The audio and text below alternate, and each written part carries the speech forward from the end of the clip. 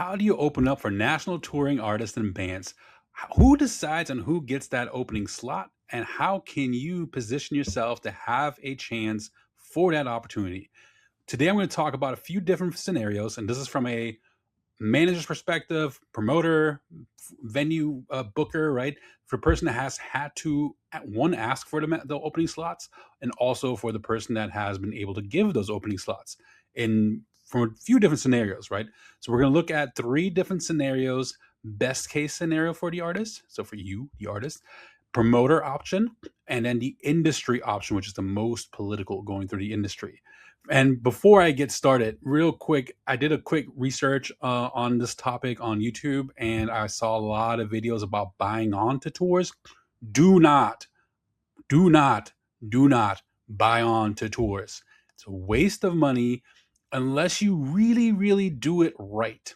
But most of the times, it's a complete waste. You can do so much more with your dollars than buying onto tours. So do not buy onto tours. Get paid to go on tour, because opening artists get paid, and some of them get paid really good.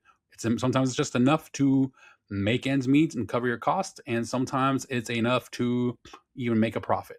And many times it's enough to make a profit on a larger scale, right? But just get some quick perspective on a club level. Small club levels, let's call it 500 capacity and lower. Your opening slot's going to be anywhere from $100 to $500. It's always outliers, less or more, but about 100 to 500 is what you should get paid. If you're going to the next tier, so let's say the mid-sized clubs, 500 to about 1,200 capacity, opening slots can be $250 to upwards to $1,000. And then if you go to the 1,200, 1,000 cap and above club level, the opening slot can be anywhere from $500 to $2,500, right? And it all depends on where in the lineup you are. If you are what's called a direct support, opening directly for the national touring artist, you'll get paid more. And if you're the opener, then you'll get paid less, of course, right? So again, don't buy on the tours, get paid to tour. Now, number one, what is the best case scenario on how to open up for national touring artists? It's artist to artist. If you are friends, genuinely friends, you guys hang out outside of the shows, have conversations outside of the shows, you're texting all the time, you're genuine friends, not you're trying to become someone's friend because they're the cool kid now, right?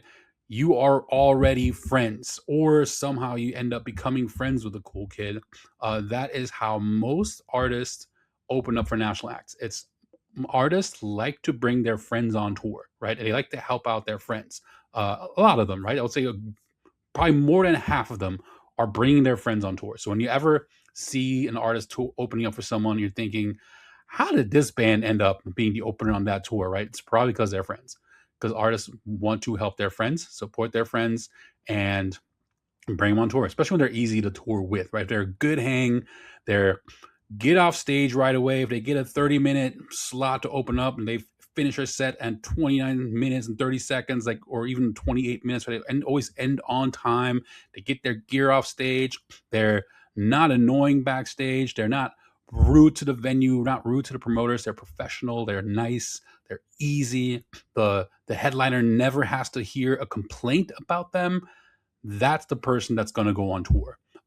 Also, so artists want to take their friends on tour, right? And if you are not friends with an artist yet, how do you become a friend? Just think about any relationship you're building, right? Whether it's a romantic relationship, a relationship at work, a relationship at school, a relationship wherever, in your hobbies, right? However you build relationships, it's the same. It doesn't change anything. It's not a magic formula all of a sudden. So who do you want to be friends with? You don't want to be friends with the person that's constantly asking for favors, right? If you're constantly asking, hey, can you hook me up with that? Can you help me out with that? Can you help me with that? No, like, you're not going to go on tour. I don't want to have this person around me, right? Remember the jab, jab, jab, right hook from Gary Vee, right? Always offer value to relationships. The more value you offer to relationships, you genuinely care about them. You're entertaining. You make them laugh. You make them feel loved. You make them feel special, right? And not because you're sucking up to them or kissing their ass, but you actually genuinely care about the person, and they can see that you genuinely care, right? And you will care about them whether they take you on tour or not. You will care about them whether they are successful or not, right? You call them if they are on a dip in their career. Your friendship does not change. It's a real, genuine friendship, right? If that's the case, and you're easy to work with, and you make good music, and you're talented, and they want to help you out, most likely that is the way you end up on tour, right? Or opening for a national touring artist. Now, of course, that's not always the case, right? You're gonna be friends with every single artist that's touring out there. There is the artist, right? As artists out there that every artist just loves for many different reasons, right? They love the way they write songs, they love the way they perform, they love how they carry themselves as a person, right? They love their humbleness about them, right? There's something that an artist loves about that artist, and those become the artists, and they always usually end up on slots as well, right? But then the next step, if you're not going through the artist, before we get to the industry part, right? So if you want to open up just a local show, right? Just in your hometown or in your region, right? Or at least in areas that you already play yourself, right? That is through the promoter or through the venue. And who do promoters and venues want to help out with? So first of all, same thing with relationships, right?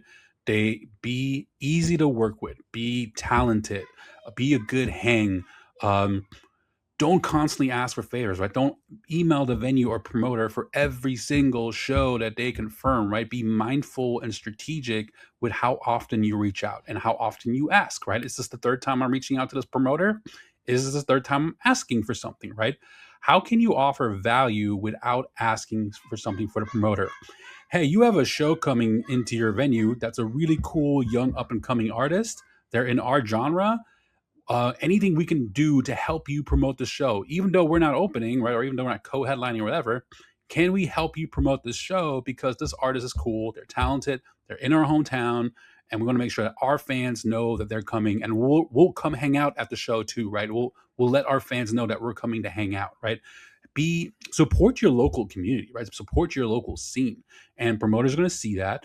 That's how you become friends with the promoters. Promoters are going to put some shows, some tours, when they don't have touring acts with them, they will have locals open for them, right? And the two types of people a promoter is going to help out or a venue is going to help out is an artist they're friends with and they like, that's offering them value.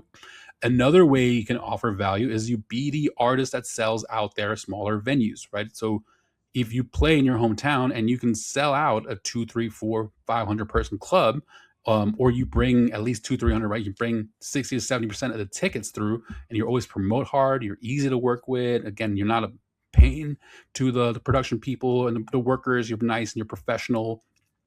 Promoters like that. They like artists that sell tickets and are easy to work with.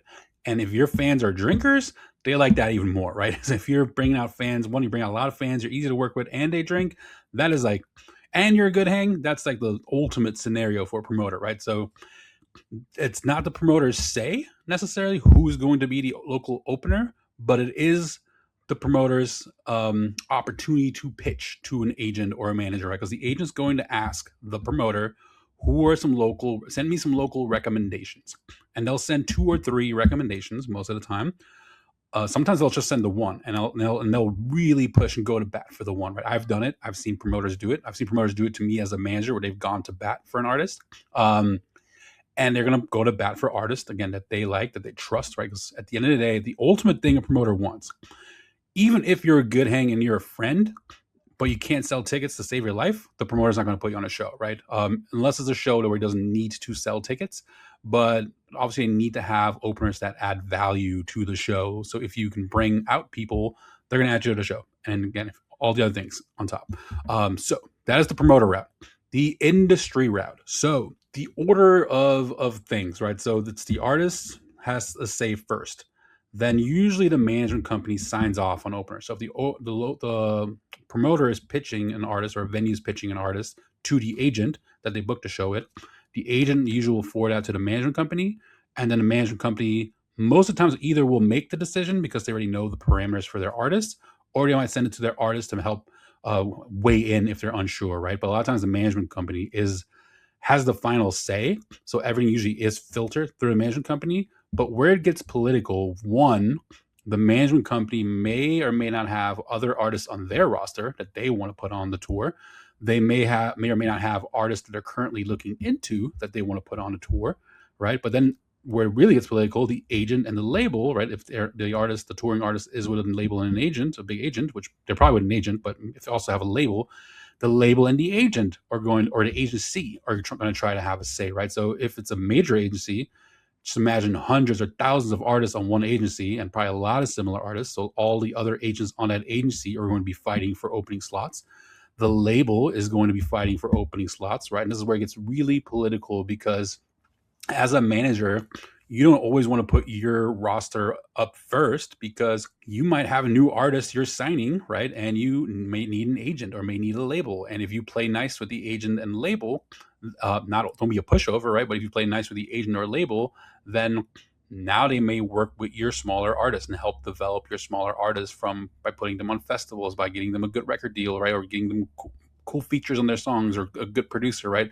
So it's where it gets really political and building the again, the more you build the genuine relationships, it's all going to help from no matter what perspective. But it gets very political, and a lot of people are going to push for opening slots for the big artists. So as the artist, you as the artist that wants the opening slot, how can you weigh in on that, right? How can you have any edge in that scenario of getting on multiple shows?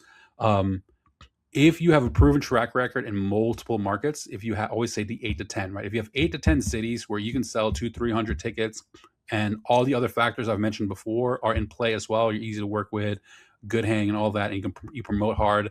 Then just because you don't have a management label or agent, you could still end up on a tour because if you have every single promoter in those 8 to 10 cities advocating for you and going to bat for you, right? It may end up you getting you a manager or an agent because all those the managers or agents that they're pitching, those the promoters are pitching to, they're not going to say, "Who's this band that all these promoters are telling me to put on the show?" Right? They're not going to pay attention. Um, and then two, it's if you have value in a region and the person you're opening for may not be worth as many tickets in that region, right? That also gives you an edge. So there's many ways to get an edge, right? So you don't want to just make friends with the promoters in your local town. Make friends with the promoters everywhere that you play, and be worth tickets everywhere you play, and be easy to work with everywhere you play. And that's how you can maybe get in with the industry by having the promoters and venues advocate for you, but then also try to build. It's so hard because I get so many emails of artists that want to open up for artists that we work with, right? And some of them email every day. Some of them email every week. That's the fastest way to not get a response, right? So be aware of that too. Have some self awareness. Again, that's asking, right? Ask, ask, ask, ask, ask, ask, ask. The most annoying friend is the one that always asks. Figure out how you can add value, not ask. That's the trick. And then to close everything, right? So all three of those, right? All three scenarios where you're going artist to artist, artist to promoter, or artist to the industry.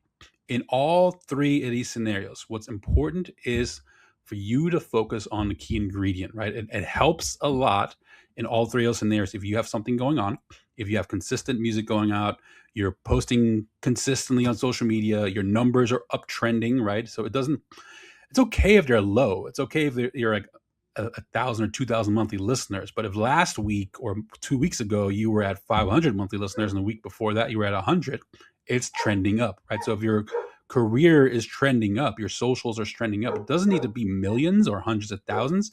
You just need to have upward momentum, right? And there's upward momentum. That's one of the first things people look for. It's okay if there's a little dip, as long as it's just like a stock, right? Like as long as the dips don't go below your previous low. So like right, higher highs and higher lows is what you want, not lower highs and lower lows. If you know that stock market analogy, but higher highs and higher lows, and as you're going up and down, it's always going to be going up and down. So higher highs, higher lows, that's going to look good. Lower highs, lower lows, that's not going to look good, right? And you're trending. Yeah, something going on. Have the key ingredient: great music played great live. People want people to have good music and play it well live. And it's always good to work hard and have the hustle. But remember, build genuine relationships. Don't always be pitching and asking. And as I always say, spread love, positivity, and kindness. The light shines in the darkness, and the darkness cannot extinguish it. Peace, my friends.